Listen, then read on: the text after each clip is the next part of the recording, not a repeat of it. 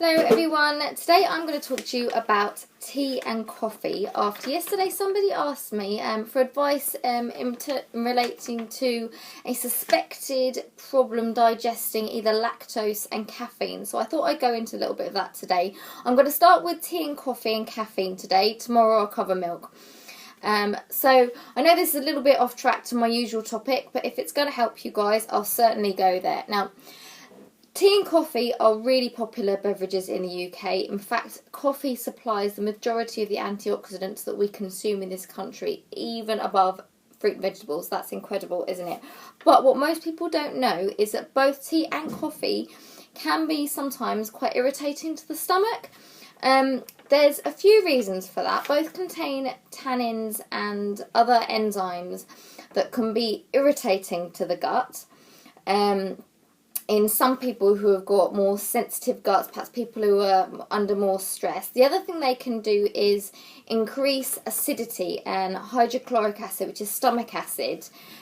So that's why some people sometimes feel like they get heartburn when they consume coffee.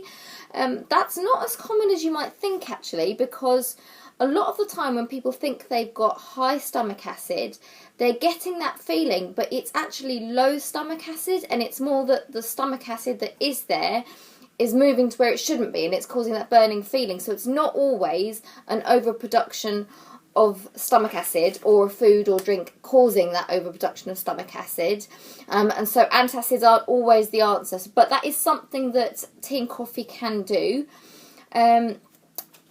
The other thing it does do, of course, is it raises your stress levels, which, you know, in small amounts is fine. But over time, stress can also leave you susceptible to gastric discomfort, stomach upset, IBS type symptoms, that kind of thing. So if it's stress levels that are the problem, you want to cut down on the caffeine intake. Now, the other things that I talked about previously, the tannins and all the enzymes and the acid production, that's both caffeinated and decaf tea and coffee. So if you suspect that it might be those compounds in tea and coffee, it's really simple. You switch to decaf versions and see how you feel.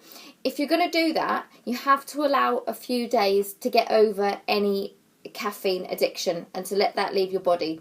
Once that's happened, see how you feel on decaf. If you're okay, then it was the caffeine the problem.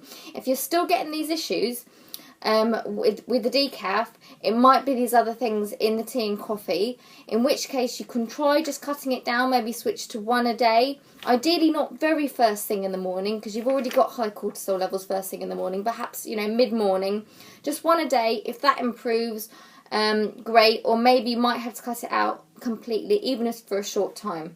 Okay, so that's tea and coffee. Of course, what do we all have with tea and coffee? We have it with milk most of the time. So that's coming up in the next video.